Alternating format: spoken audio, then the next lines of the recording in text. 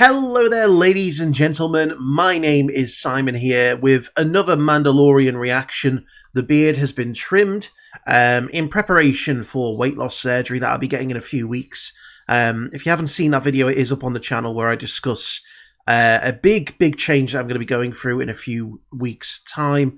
But we are here for the Mandalorian, not about my personal life story. Unless you are, in which case you're still on the wrong video. You want to go and check that other video out. But yes, we are on episode number 6. That means we are, by the end of this, 3/4 of the way through this season already. And with the Bad Batch having ended last week, I'm already getting that nervous twitch that I get when I know that there's going to be no Star Wars content for a good while. Star Trek Picard ends as well in a couple of weeks, so we're going to hit a bit of a dry patch. You know, there's not going to be much on offer until we get to the sort of later part of the summer, which means that, you know, my reaction videos will probably dry up a little bit. However, so far, you know, we've had an interesting journey. Last week's episode was a lot of fun, seeing the pirate attack on Navarro, you know, seeing the Mandalorians in action.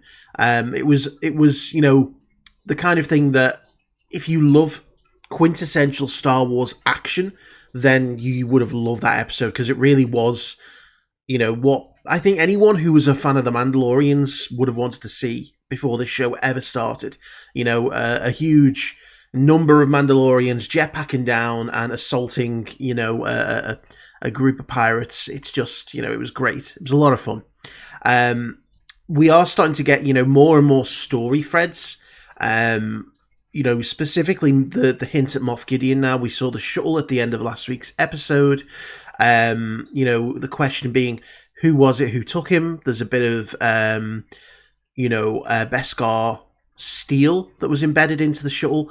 I think it's either a misdirect, or it could be the Beskar from, you know, the Dark Troopers, because I think the Dark Troopers might have been made from Beskar. And we know that the Empire had access to Beskar, hence why, you know, they were paying Din in Beskar in the first place. So I definitely don't think it was any of the Mandalorians. Although that's not to say that there aren't going to be some Imperial Mandalorians potentially showing up. Again, anyone who's seen Rebels, and if you haven't by now, my God, go watch Rebels, because you're missing out on so much, including the Zeb cameo last week, which I'm still... You know, every time I look back at that, it gets better and better. At first, I was a bit like, okay, you know, definitely CGI. Definitely can tell it's CGI. But, you know, my brain was also confused about the fact that, is that really Zeb? But now that I know it's Zeb, now that I go back and watch it and hear Steve Bloom, and I think about the conversion of his character from animation to live action, it just keeps getting better and better and better. You know, so... I think that was just to set up for the Ahsoka show that's coming later this year, which is going to be pretty much a Rebels sequel. That's what I think we're going to be getting there. But for this show, you know, obviously the closing 3 episodes, I would expect it to be kind of heavily story focused on, you know, Gideon and, you know, the Mandalorians coming back together. And I think, you know, the Armorer has chosen Bo-Katan as the next leader. And, you know, I don't think Din will have a problem with that. I don't think Din wants to necessarily be a leader. You know, he was kind of forced into this role when he got the Darksaber. But, you know, Bo clearly wants to be the person in charge. And seeing the Mythosaur obviously awoken something in the Armorer that said, fuck it, you can walk both ways. So, you know, Din, who's just gone on this life-threatening journey to the living waters, is kind of probably sitting there thinking, you what? Now you tell me? But it'd be interesting to see where this goes. So, let's jump in. Let's see what happens. Ooh, that's an interesting ship design. That's got to be Mon Calamari. You can just tell from the aesthetic. Yeah, it's Corran.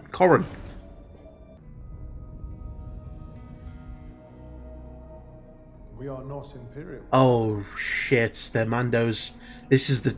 We are Mandalorian. Yes. And sadly... What's his name from... Too late to hire us. You see, we've been commissioned to track you down, Captain Shuggoth. It's a lie. We finally have peace with the calamari. I was gonna say, Why would I jeopardize peace? big history between the Mon Calamari and the Quarren. Too much from war. No, I didn't say anything about war. It's nice to see them pick up the pieces of this part of the story. I can't go back to that wretched palace. It's a love story of the squiddiest kind. Captain, please. Talk to him. It's like a Star Wars version of Romeo and Juliet. No, I love you. That's the shot from the trailer. The domed world. There they are. You've been assigned a docking slip. You will be guided on the assigned path. Okay, that's different. Guidance. It's like you will land where we tell you to land.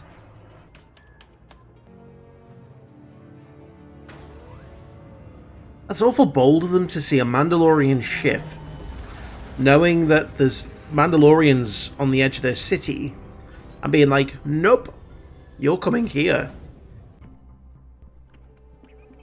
Oh, black droids. Normally that's Imperial. Please proceed to your Hyperloop pod. Oh, wow. Join us! Come! Is that Jack Black? It's a party! It is! Jack Black is in Star Wars! Mandalorian! Oh, man. You like secretions? Take a little sip. That is so cool. I was once a facilities planning officer. He's during the got war, and thanks to the- public amnesty Yeah, program, amnesty. I was able to help rebuild Plaza 15. You were Imperial? Look at his beard. Of course he was Imperial. Suffered greatly under Imperial rule. He doesn't take kindly to strangers. Give him food, yeah. There you go. Our charter forbids us from having a military because of my husband's Imperial past. But because of this, all of our resources go to growth and the Yeah. people. I'd like to speak to these. Sure. people too. Sure it does. Sure it does. They were malevolent. So give me Grandmaster vibes from Function. Thor Ragnarok. At first, unexpected power cycles, Just delayed like the visuals, the way he acts. traffic accidents, heavy equipment failures leading to injury. Battle droids? Battle droids. Battle droids. They've been rehabilitated for civic duty. We thought. They were. Yes, I need to see some live action battle droid action. Outside your city walls. Apologies if that is the impression I gave. What I intended to convey is that I hope this That is what Zuko is like. would be viewed Get him in the right mood, diplomacy give him a few scratches on the head. In fact, What do you think? You had me at battle droids. Yeah, he's got a bit of a grudge against them. Christopher Lloyd, Jesus Christ, are we getting some cameos here? It's just a trash guy. Oh, now that's looking more like prequel level CGI. Smash it into the wall. Yes! It just seems like they were having a bit of fun. Oh no. Participating in our direct democracy. If we shut down the It's a utopia our citizens wouldn't know where no one has to work. how society And it would work if it wasn't for the damn droids. Then what do you want from us? can fix the problem. I'd love it if Din just lifted the glass cover and pressed the red button. He's like, there, it's problem solved. Like, for real, when are we going to see Moff Gideon? Because that's like, it's kind of what I want to see. Any of them look suspicious? They all look suspicious. They really do. Ah, This is a restricted area. You are to thank vacate you. immediately. Thank you for the Clone Wars droid voice. Show me your identification, please. Their base function was warfare. I thought Yes. this checked out. They were. What are you Uh-oh, doing? he's testing them. God damn, those things can move quicker than I You imagined. should have left them alone. I mean, that's a whole different level of threatening compared to prequels.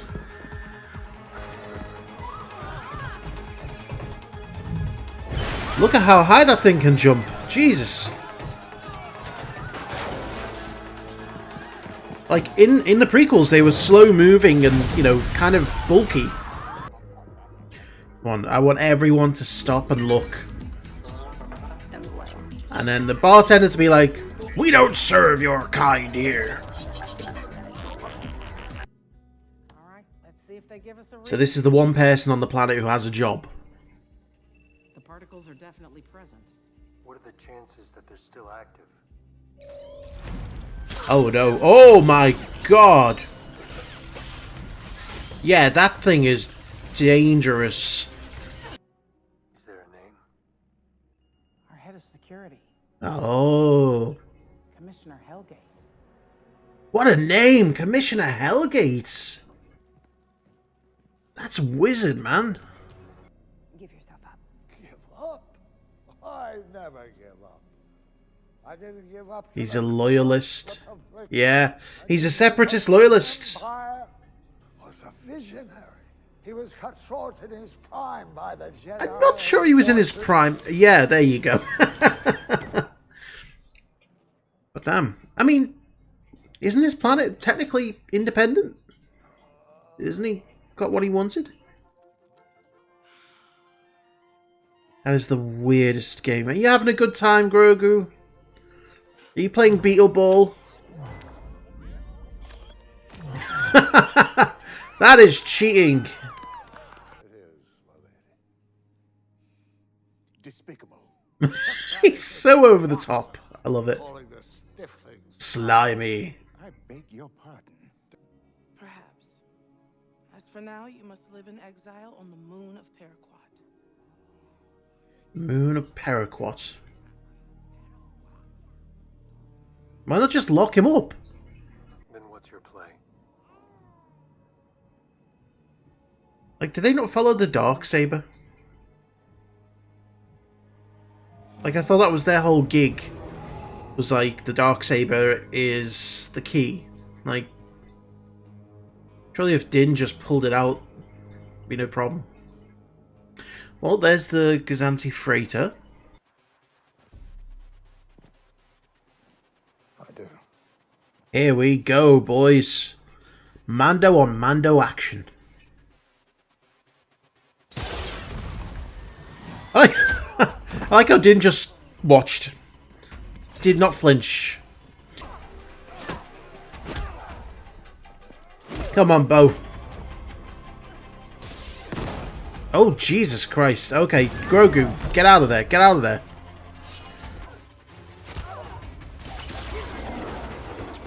Nice. Good move. Yeah, the shield. Sure. He is every bit the Mandalorian that they were. Yeah. She wouldn't have said that 2 seasons ago. Any of us. Well, technically a season ago.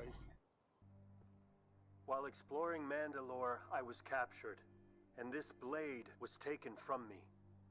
And then she defeated... Yeah. Slayed my captor.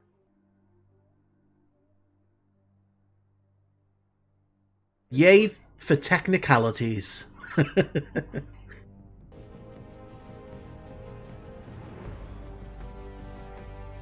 You know, if you'd have done that maybe before she had to challenge Axe Woves, that might have helped. So, again, no Moff Gideon. I'm getting really kind of itchy now for him, because, like, you know, they've made it a pattern of him only appearing in, like, the last 2 episodes every season, and, you know, I want more of him. And, you know, it's just, for me, I love the Imperials, you know, and especially the post Civil War Imperials, you know, because we don't really know much about them in this canon. You know, obviously in the original EU, there's a lot of material, you know, that kind of decrees what happened to the Empire, you know, the remnants and the warlords. And, you know, that's what really interests me, is seeing this kind of big fascist empire sort of slowly shatter and have to see, you know, like the Republic pick up the pieces.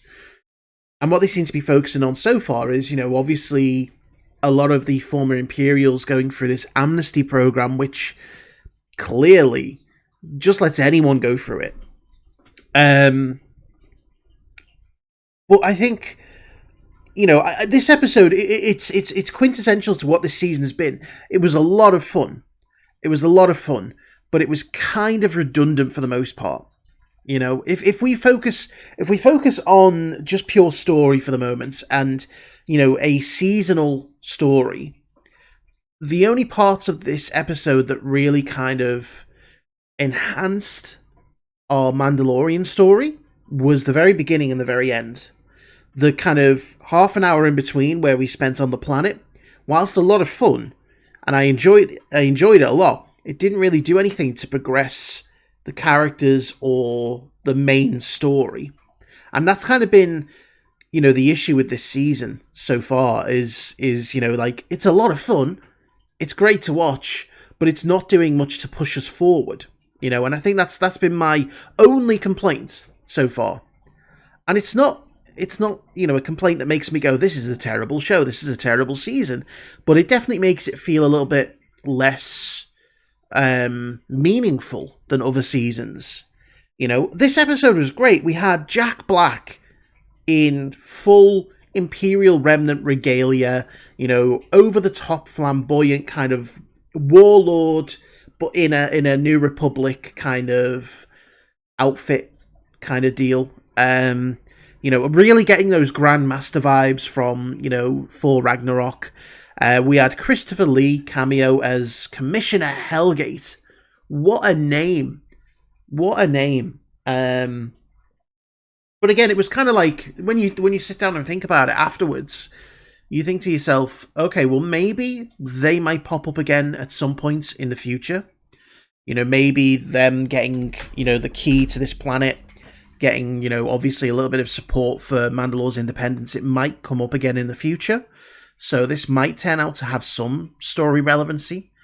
But, you know, for the most part, it's kind of like you could remove that half an hour section and just go from Bo and Din arriving, going straight to the Mandalorians, doing what they did, and you don't really lose anything other than a couple of cool cameos, you know, and some really nice visuals.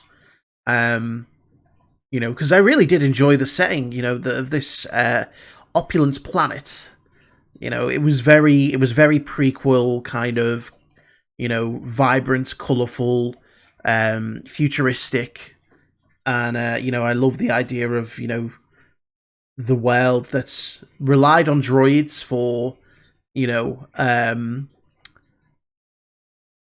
basically all of the work. The only people who work are the Ugnaughts and that one doctor who, you know, is apparently, you know, a mortician for droids, or maybe it's a combined droid and human morgue. You know, so again, it was a fun episode, and you know, that's I suppose that's the base expectation, is that this show be fun and enjoyable. But, you know, again, on a wider scale, if we're gonna, you know, start to look into it as a seasonal show, it is kind of a little it's a little bit slow, it's a little bit stilted. You know, it almost feels like they had an idea for the end of the season. They're like, you know, which I imagine at this point is unite all of Mandalore and probably face Gideon at some point. And they didn't quite know how to get to that point, so they're just trying to tide us over a little bit. You know, and the little bits of plot progression they do have, they're having to sprinkle in with these other bits of story. So, you know, I think when you look at The Mandalorian, Season 1 is the gold standard. You know, that was a great season, where every episode really served a purpose, whether it be, you know, just from a standalone point of view or a story progression point of view. Season 2, I think when you look back on it without the nostalgia-tinted glasses, you know, because of the last episode and the Ahsoka episode, you start to see some of the cracks. You know, you start to see some of the things where it's like, okay, that was really good. Not as good as Season 1, you know, but it would definitely have suffered had it not been for the the nostalgia, I think. And this season, it's kind of like, yeah, you've removed that nostalgia almost completely. It's a lot of fun. I still really enjoy it, but there's definitely issues there. And, you know, I'm not saying that, you know, if you enjoy it, you're wrong, because that absolutely not. I enjoy it. I just think that, you know, when we're looking at this from a sort of critical point of view, you got to look at it and think, okay, well, yeah, the story is still a little bit flat. You know, it's not exciting me. It's not like, it's not building to much that I can grasp onto right now. You know, it's like, okay, all right, well, we're going to get the Mandalorians reunited. We're going to get a fight with Gideon, maybe, but I haven't seen Gideon, so I don't really know what the stakes are. Where is he? What's he doing? You know, has he got a fleet? Is he on his own? You know, that's what I think. That's what's missing, is the tension and the stakes. You know, all the way through that first season, you had the tension of the Imperials are after Din. You know, how is he going to keep Grogu safe? You know, season 2, it was kind of like, yeah, you've still got that looming threat of the Empire in the background, but we got a bit of adventure with finding the Jedi, you know, and getting to see some of, you know, the Mandalorian characters for the first time. You know, Boba Fett being in there as well, and that's what I mean when I say, you know, kind of the nostalgia. You know, Boba Fett, Bo-Katan, Luke Skywalker, Ahsoka Tano. You know, it's kind of like that's kind of the things that season 2 relied upon to give you those wow moments. And season 3 has not had really many of those, because it's now fully relying on its own, you know, characters and its own story. But, you know, the story is struggling a little bit to be flushed out fully. You know, it almost feels like this could have been done in like 6 episodes, depending on these last 2. But, you know, I don't want to hark on too much, because again, I'm not trying to be overly negative. I'm just trying to point out, you know, to the people who, you know, don't understand why some people are criticizing the show. I'm just trying to, you know, give that perspective.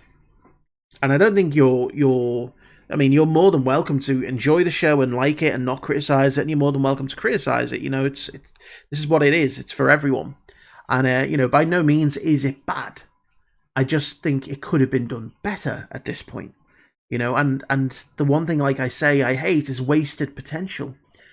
And that's what I feel like I'm getting a little bit with Moff Gideon here. I just want to see more of him. But like I say, this episode was a lot of fun. Some really great cameos, great visuals.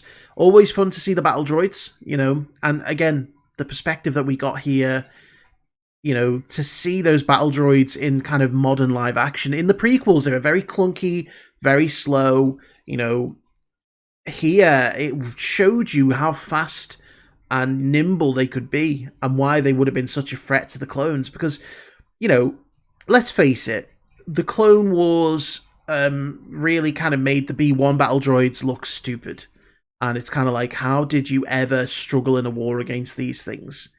And you didn't really see enough of the super battle droids to really kind of think that they'd be a huge threat, you know, for the war. But here, seeing how, you know, they could move and how they could be that dangerous, it definitely felt like, that's the reason why the Republic struggled so much during the war, you know. And again, interesting to see Christopher Lloyd's character be a separatist, though again, I am a little confused about his motivation, because the planet he's on was independent. It wasn't part of the Republic. It wasn't part of the Empire. It was its own thing. So why is he trying to ruin it? I was a little confused about it. I will admit, I was a little bit confused about his particular motivations. But, you know, it was fun. So, anyway, I hope you all enjoyed it. Thank you very much for watching. Let me know what you thought in the comments. And I'll see you for next week's episode.